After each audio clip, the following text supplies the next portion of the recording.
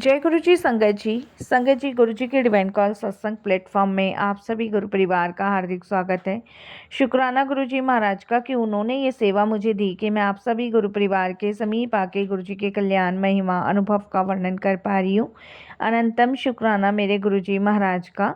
संगत जी, आज का जो सत्संग मैं आपके साथ शेयर कर रही हूँ वो रीना आंटी का सत्संग है। ये बहुत ही प्यारा सत्संग है, ब्लेसिंगफुल सत्संग है। तो मेरी विनती है सभी गुरु परिवार से कि आप सत्संग को अंत तक सुने, ध्यान से सुने, पूरा सुने। सत्संग का मतलब होता है सत्य का संग, और सत्संग की प्राप्ति जब ही होती है जब गुरु कृपा होती है। तो हम सभी बड़े भाग्यशाली हैं कि हम पे गुरु कृपा हुई और हमें सत्संग सुनने का और शेयर करने का सौभाग्य प्राप्त हुआ। साथ संगत जी, गुरु जी महाराज कहते हैं सत्संग सुनने वाले का भी कल्याण और सत्संग करने वाले का भी कल्याण, इससे दोनों का ही कल्याण है। तो प्लीज़ आई रिक्वेस्ट यू, सत्संग को बिना स्किप किए बड़ी श्रद्धा भाव से सुनिएगा। जहाँ जाने सत्संग के माध्यम से गुरु जी ने कौन से आपके कष्ट काटने हो, कौन से दुख दूर करने हो, गुरु जी जानते हैं। तो प्लीज़ बिना स्किप किए सत्संग को सुनिएगा। और अगर आप भी अपने सत्संग अनुभव शेयर करना चाहते हैं हिंदी में साफ राइटिंग में, आप अपना सत्संग लिख कर हमारी जीमेल आईडी पर सेंड कर सकते हैं, ताकि आपके द्वारा सुनाए गए सत्संग से जो भी गुरुजी महाराज की नई जुड़ने वाली संगत होगी उन्हें गुरुजी के कल्याण महिमा अनुभव के बारे में ज़्यादा से ज़्यादा पता चले। सत्संग आपको पसंद आए तो आप इसको लाइक कीजिए, चैनल को सब्सक्राइब कीजिए, वीडियो को ज़्यादा से ज़्यादा संगत में शेयर कीजिएगा और बेल आइकन दबाना बिल्कुल नहीं भूलिएगा। जब भी कोई लेटेस्ट सत्संग आएगा उसका नोटिफिकेशन आपके पास आएगा। तो चलिए संगत जी, चलते हैं गुरुजी महाराज के सत्संग की ओर। सत्संग शुरू करने से पहले करते हैं गुरुजी का मंत्र जाप। ओम नमः शिवाय। शिव जी सदा सहाय। ओम नमः शिवाय। गुरु जी सदा सहाय।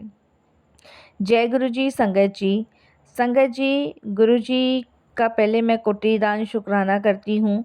सारी संगत जी को जय गुरु जी बोलती हूँ। अनंतम शुक्राना करती हूँ गुरु जी महाराज का कि मौका गुरु जी दे रहे हैं सत्संग शेयर करने का। तो इसके लिए गुरु जी का तहे दिल से शुक्राना करती हूँ। अगर गुरुजी ना होते तो मुझे नहीं पता आज मैं अपना ये गुरुजी का सत्संग शेयर कर भी पाती कि नहीं कर पाती। जीवन में गुरुजी ने हर राह पर, हर मोड़ पे, हर जगह मुझे संभाला है। और मैं यही सोचती हूँ साथ संगत जी कि अगर शायद गुरुजी ना होते तो मुझे नहीं पता होता मेरा क्या होता, क्या नहीं होता। संगत जी, आप बिलीव नहीं करोगे कि हम जब गुरुजी महाराज से जुड़ते हैं ना, तो गुरुजी से जुड़ने के बाद हमारी सारी ज़िंदगी की भाग दौड़ गुरुजी के हाथ में होती है। कब कैसे हमें चलाना है ये सब गुरुजी महाराज तैयार करते हैं और तय करते हैं। हमें खुद भी नहीं पता होता कि कौन कौन से संकटों से गुरुजी हमें निकालते हैं और बचाते हैं। संगत जी, आज का जो सत्संग मैं आपके साथ शेयर करने जा रही हूँ, ये एक ऐसी जर्नी गुरुजी के साथ मेरी शुरू हुई थी कि मैं आज भी उस चीज़ों के बारे में सोचती हूँ ना तो काँप जाती हूँ कि अगर गुरुजी ना होते तो शायद मुझे नहीं पता मेरा क्या होता, क्या नहीं होता। संगत जी, मेरे आज भी रोंगटे खड़े हो जाते हैं जब मैं उन पलों को याद करती हूँ, उस समय को याद करती हूँ जो मेरे साथ हुआ था, बीता था। और संगत जी, यकीनन मैं गुरुजी का कि जितना भी शुक्राना करूँ उतनी बार ही कम लगता है। संगत जी, गुरुजी के फ़िज़िकल फॉर्म के समय की संगत हूँ मैं, और गुरुजी महाराज जब फ़िज़िकल फॉर्म में थे तभी से मैं गुरुजी से जुड़ी हूँ। तो मैं अपने आप को बहुत भाग्यशाली समझती हूँ कि गुरुजी के दर्शन का सौभाग्य मुझे प्राप्त हुआ। लेकिन संगत जी, यहाँ मैं एक बात आप सभी के साथ शेयर करना चाहूँगी। संगत जी, हमारे दुश्मन जो होते हैं ना, जो हमारा बुरा चाहने वाले होते हैं, जो हमारे लिए गलत भावनाएं रखते हैं, जो हमारा गलत चाहते हैं और सोचते हैं हमारा बुरा हो, वो कोई और लोग नहीं होते, वो हमारे खुद के ही करीबी लोग होते हैं और जिन पे हम सबसे ज़्यादा ट्रस्ट करते हैं, भरोसा करते हैं। वही लोग असल मानने में संगत जी हमारे दुश्मन बन जाते हैं। और ये संगत जी कोई और नहीं होते, ये घर के ही लोग होते हैं जो हमारे दुश्मन बनकर हम लोगों के प्रति जहर उगलते हैं। और संगत जी, मेरे को ये बिल्कुल नहीं पता था कि मेरे घर के लोग ही मेरे इतने बड़े दुश्मन बन गए हैं और जो मेरे लिए जहर उगल रहे हैं। और मतलब मुझे ऐसी दलदल में धकेल रहे हैं जहाँ से किसी इंसान का लौटना बहुत मुश्किल था। तो वही संगत जी मेरे साथ भी था ऐसा। और ये ऐसी दलदल थी जहाँ संगत जी जादू टोना तांत्रिकों से भी खतरनाक होता है, जो बाहर कभी आ ही नहीं सकता। संगत जी, मैं बहुत सीधे साधे परिवार से बिलोंग करती थी। मेरी फैमिली ज़्यादा संगत जी इतनी रिच नहीं थी और सादे सिंपल लोग थे। मेरे फादर की एक दुकान थी और परचूनी की। और हम संगत जी 2 बहनें थीं और बड़ी वाली दीदी जो थी वो काफ़ी टाइम पहले संगत जी एक्सपायर हो गई थी। और उसके बाद पिताजी ने मेरी शादी एक ऐसे परिवार में करी जो हमसे कहीं ज़्यादा गुना संगत जी ऊँचा था। और संगत जी मेरे फादर को परिवार अच्छा लगा और ये लगा कि लड़की बहुत खुश रहेगी। हर एक माँ-बाप का सपना होता है जब वो अपनी बेटी का रिश्ता लेने के जाते हैं तो उन्हें लगता है कि शायद मेरी बेटी यहाँ राज करेगी, अच्छा जीवन व्यतीत होगा। तो वही मेरी फैमिली को भी लगा और संगत जी मेरी शादी हो गई। शादी के कुछ समय पहले तक तो सब सही था और शादी के बाद भी सब कुछ ठीक सा ही चल रहा था।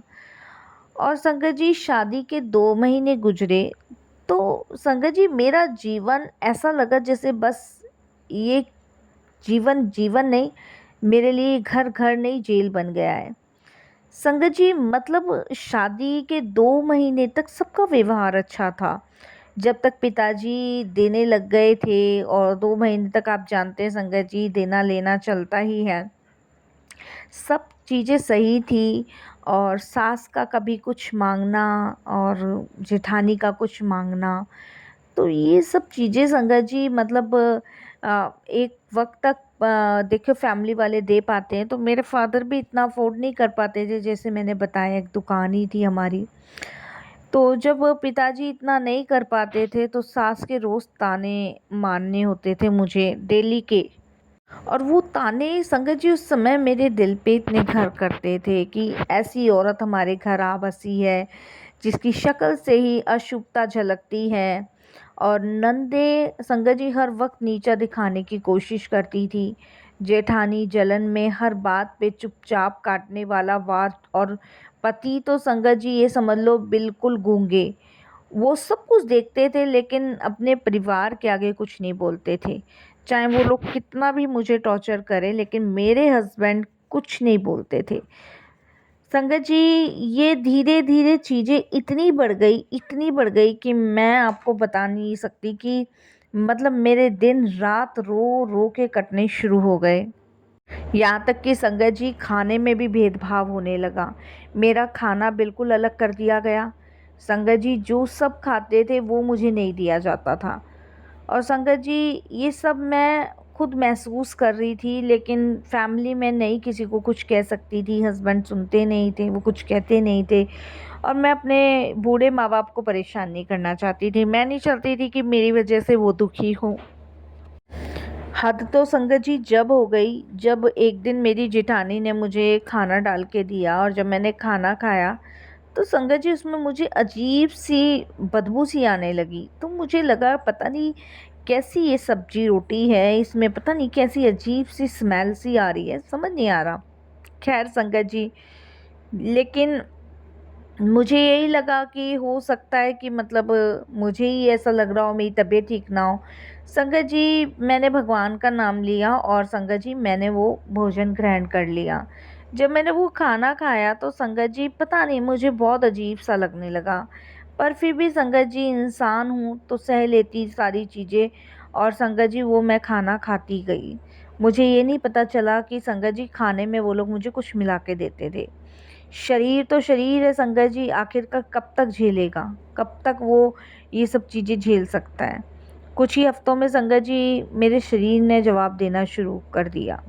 मुझे भूख नहीं लगती थी और मेरे शरीर पे संगत जी छोटे-छोटे दाने होने शुरू हुए।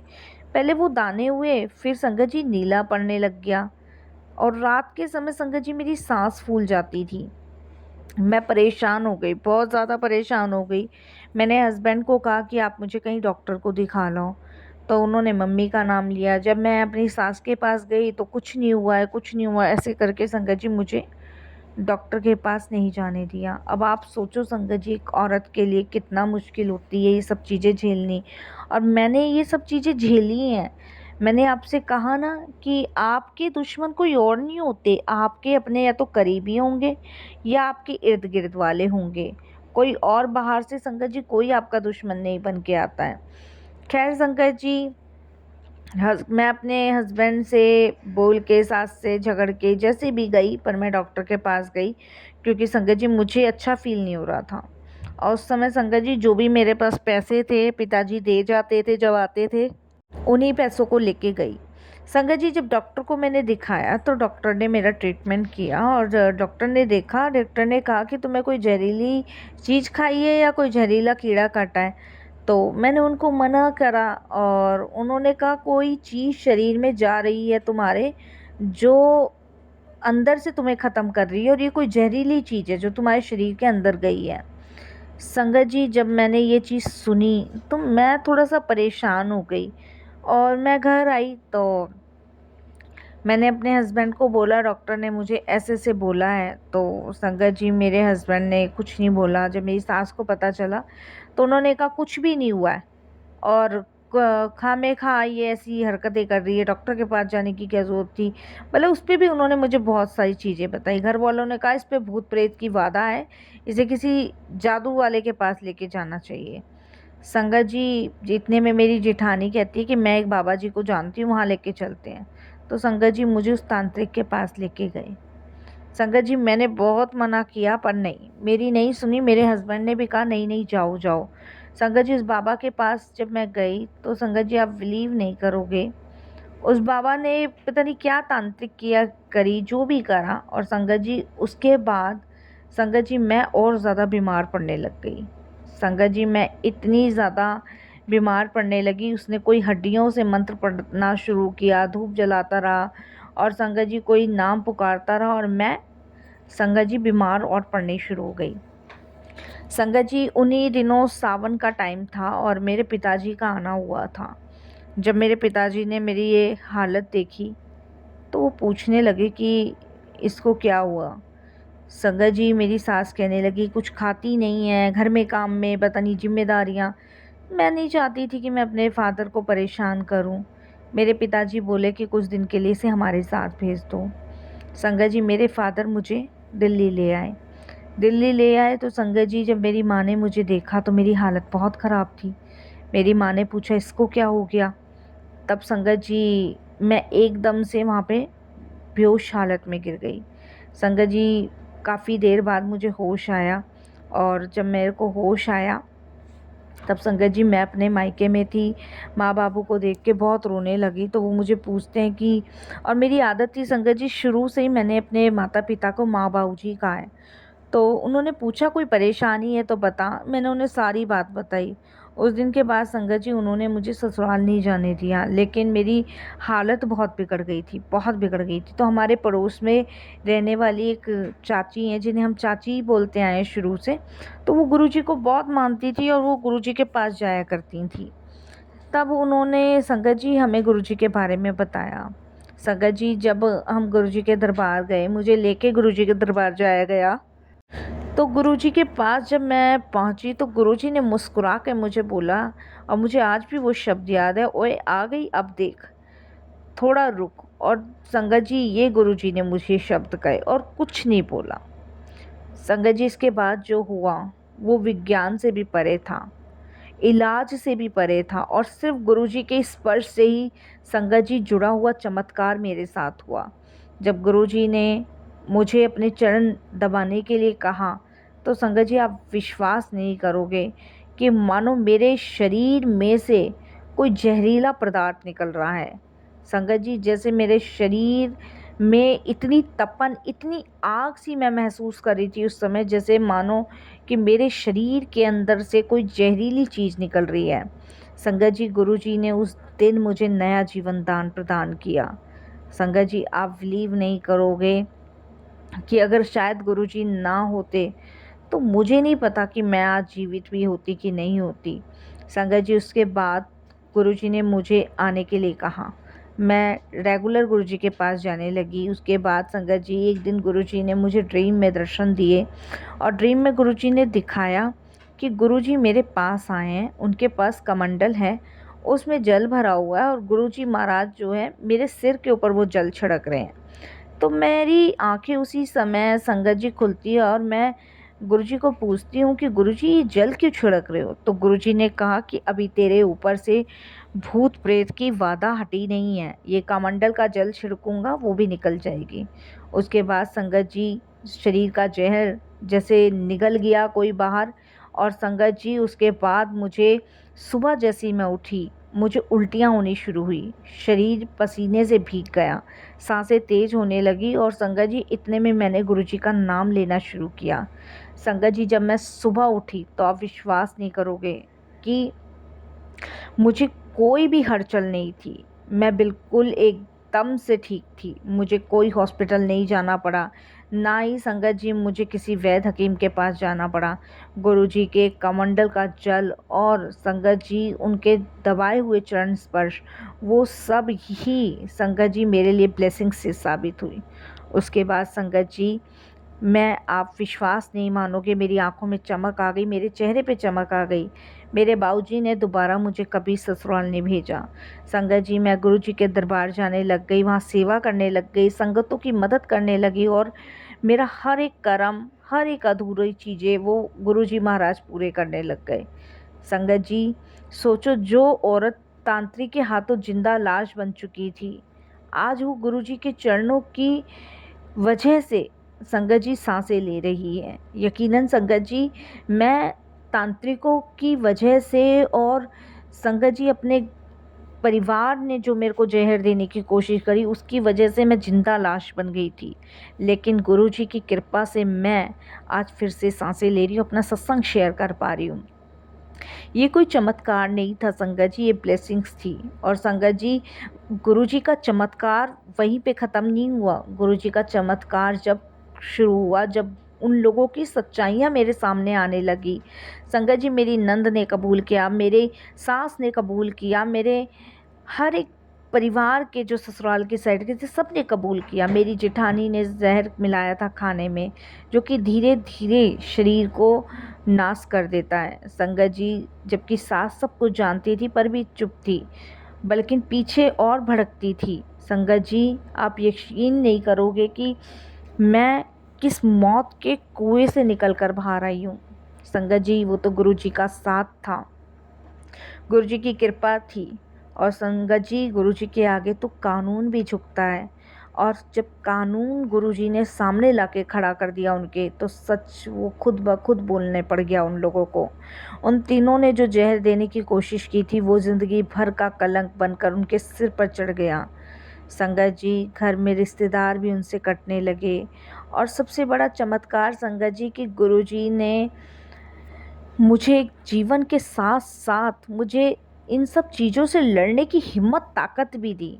आज मेरे भगवान मेरे साथ हैं संगत जी, मेरे ईश्वर मेरे साथ हैं, मेरे गुरुजी मेरे साथ हैं। मैं उनके चरणों में गिरकर सिर्फ गुरुजी से यही कहती हूँ कि गुरुजी, जो मेरे साथ हो किसी के साथ ना हो, क्योंकि ये सहना हर एक लड़की के लिए बड़ा मुश्किल होता है संगत जी, जो मैंने सहा है। बाकी संगत जी, मैं गुरुजी से यही कहती हूँ कि गुरुजी, मेरे से कोई भी गलती हुई हो, कोई भी भूल हुई हो, आप मुझे क्षमा करना, बस अपनी शरण में ले रखना, अपनी शरण से दूर मत करना। आज मैं गुरुजी के बड़े मंदिर की सेवा करती हूँ। संगत जी, जब मैं मरने की कगार पे थी तब गुरुजी महाराज ने मुझे नया जीवन दान दिया। मैं सभी संगतों के लिए एक उदाहरण बन चुकी हूँ। बहुत सारी ऐसी संगत है जो आके मुझसे पूछती हैं कि गुरुजी ने तुम्हें नया जीवन दान दिया था। मैं सबको बताती हूँ अपनी जर्नी कि कैसे गुरुजी ने मुझे ब्लेस किया, कैसे गुरुजी ने मेरा उद्धार किया।